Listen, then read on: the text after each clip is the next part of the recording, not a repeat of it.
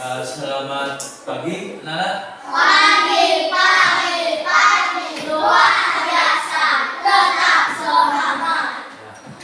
Bentar lagi, biar kompak. Lagi sekali ya. Selamat pagi, anak. Pagi, luar biasa, tetap semangat. Tenang tuh. Sebelum mulai pelajaran, gimana kabarnya hari ini? Baik, senang, luar biasa. Gimana kabarnya?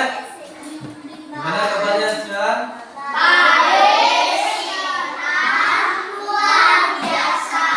Iya, bagus. Ya. Nah, seperti yang sudah kita lakukan minggu lalu. Nah, sekarang sebelum kita mulai pelajaran, Bapak ingin tahu mengabsen anak-anak dia, apakah semuanya hadir ya? Untuk kelas siapa di sini? Ya, adakah teman-teman yang di sekolah? Tidak. Semuanya hadir? Ya, berarti semuanya dalam keadaan apa? Baik, sehat. Ya. Nah, sekarang cuacanya agak ekstrim. Nah, kita anak-anak tetap ya jaga kesehatan ya. Nah, sebelum sekolah kita harus sarapan dulu ya. Itu ya, badannya tetap sehat. Nah, kembali lagi ke pembelajaran. Nah, minggu lalu kita sudah mempelajari tentang apa? Jadu sakti. Nah, sekarang kita lanjut. Ya. Jadi sakti masih. Ya. Nah, sebelum itu apa ingin kalian membuat kelompok dulu ya? Buat kelompok. Nah, kalian menjadi apa? Bagi menjadi 3 kelompok ya. Jadi kelompok. Ya, sekarang yang lakinya sini ikut satu. Ya, sini berlima. Ya. Ya, sini. Kemudian yang di sana berempat, sini berempat ya. Nah, ini berempat dan sana berempat. Ya, silakan dari kelompok yang dulu. Nah, waktunya di sini. Sebentar. Sudah siap? Sudah semuanya? Nah, sekarang apa minta masing-masing kelompok sudah bawa pensil dan pulpen sama bukunya sudah. Nah, kalau sudah sekarang coba kalian lihat. Sudah.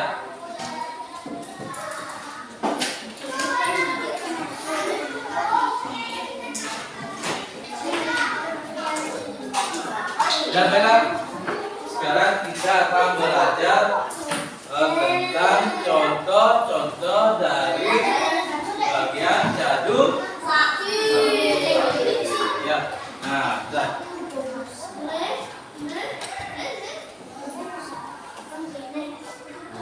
Dan ini bukunya. Nah, sebelum kita ke materi, apa punya satu video ya.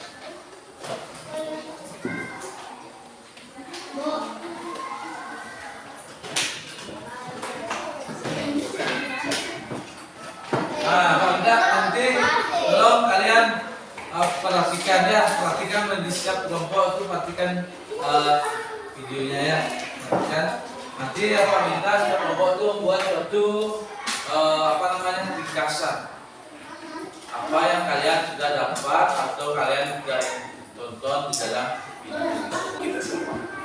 Karena Tuhan menciptakan badan-badan jasmani makhluk hidup dan habitat yang sesuai bagi mereka di alam ini. Dia dikenal sebagai pencipta tataran kedua. Menurut Beda sendiri, makhluk hidup berarti atma atau roh. Jadi apabila Beda menyebutkan kata makhluk hidup, maka itu berarti atma. Atma bersifat sarwagata atau berada di mana-mana. Karena atma adalah tenaga hidup, maka ia bisa tinggal di badan jasmani jenis apa saja. Di bumi, komposisi badan jasmani makhluk hidup akan menyesuaikan dengan kondisi bumi. Namun makhluk hidup yang tinggal di planet-planet lain akan menyesuaikan diri dengan kondisi planet itu. Jadi apabila ada pertanyaan, adakah makhluk hidup yang bernafas dengan metana? Jawabannya pasti ada.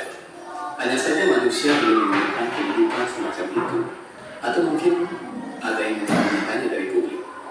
Pada penciptaan tataran kedua, Dewa Brahma terlahir dari pusar Sri Narayana yang adalah salah satu dari 3 purusa awatara.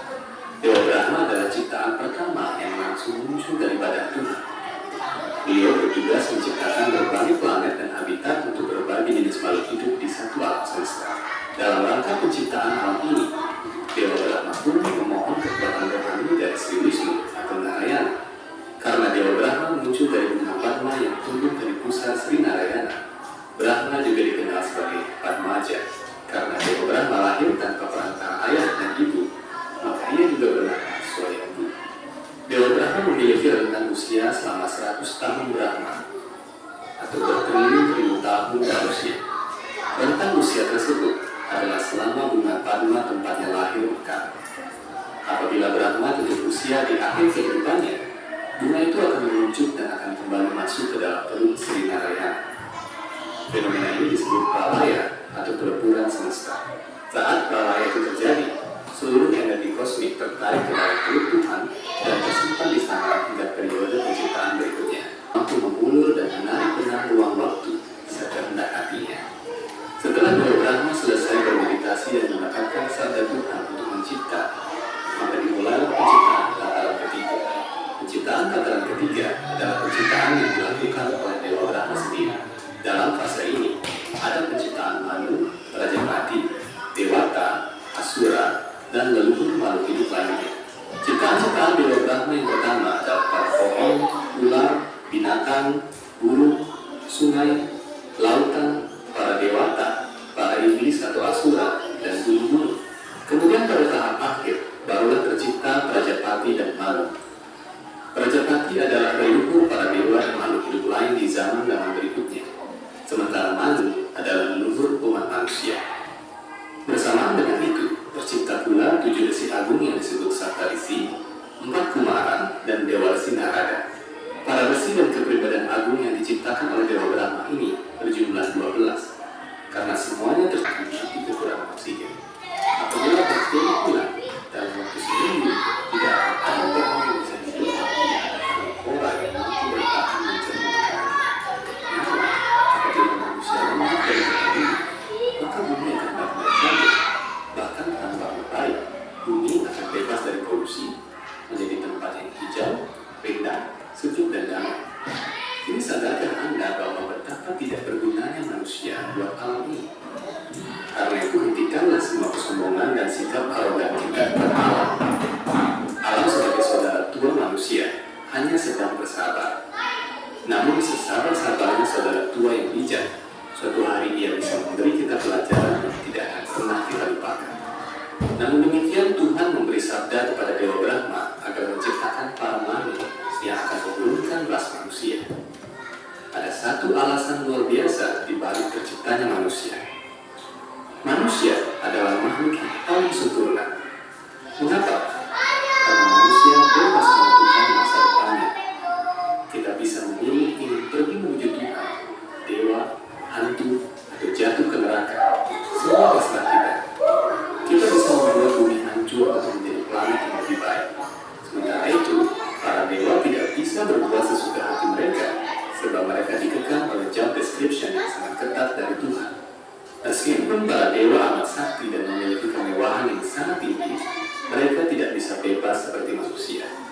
Lantaran manusia diberikan kebebasan, manusia menjadi pisau bermata dua. Kita bisa berubah menjadi pembinasa alam, kita juga bisa berubah menjadi penjaga alam. Kita bisa memilih melupakan Tuhan dan jatuh dalam penderitaan karma yang berulang-ulang.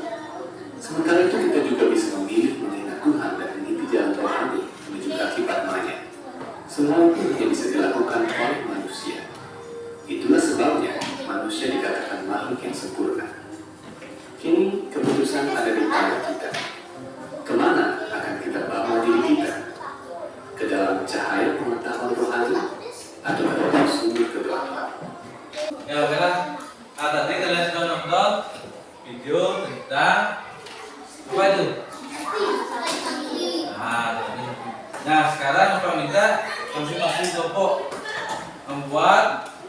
Suatu apa yang bisa kalian tangkap dari video tersebut? Satu. Hah? Saya sudah. Satu misalnya tuh. Ya, satu kelompoknya bikin satu. Apa yang kalian simak tadi di dalam video, misalnya dari awal itu ada apa? Itu kan ada tentang penciptaan, ya. Apa aja boleh. Ya. Apa yang kalian lihat itu yang kalian tulis. Apa yang kalian dengar itu yang kalian tulis, ya. Di dalam kelompoknya masing-masing. Ya, silakan kerjakan. Yaitu Ibu Sakti. Itu apanya? Ibu Sakti adalah pengakuasaan Brahmana yang memungkinkan untuk menempati seluruh wilayah alam semesta tanpa terkecuali. Iya, itu. Ah? Ya. Itu contoh yang kedua. Siapa bisa menjelaskan? Kalau dalam ayat gimana? Melalui proses pengkapan, maka barang tersebut dapat dihasilkan. Ini berarti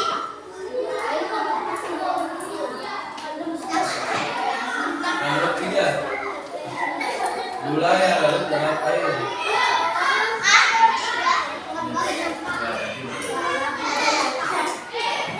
Siapa bisa?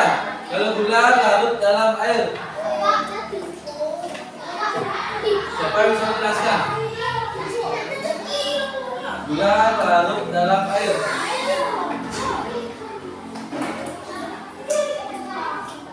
tuangkan gula tersebut pada gelas yang berisi air, kemudian minum dan merasakan. Tentu rasanya yang dihasilkan yang berisi air kemudian rasanya manis. Ya. Nah, kalau gula itu dalam air, ya. Yang kita rasakan itu apa, ya? Rasa manis. Apakah kalian lihat gulanya kalau larut? Tidak pasti. Itulah Tuhan, ya. Beliau tidak terlihat, namun kita bisa rasakan. Yang kedua,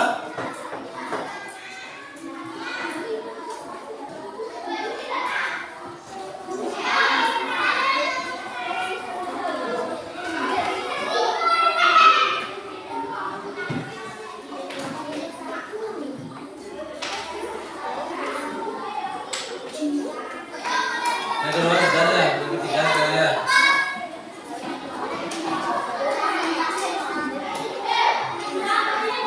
Yang ketiga itu tentang Jenano Sakti, ya.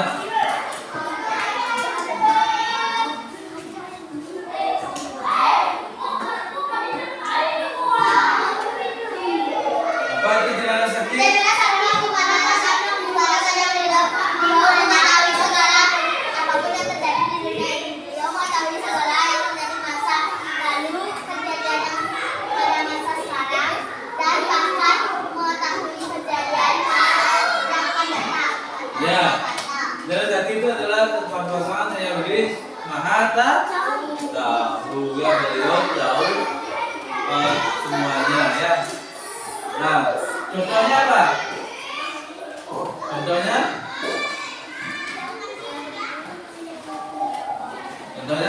Nah, saudara, beliau memiliki guna dan swabawa. Nah, yaitu sebagai berikut. Kalau Guno Duro Darsano, artinya apa? Duro Darsano apa artinya? Duro Darsano. Iya, sudah. Yang baca.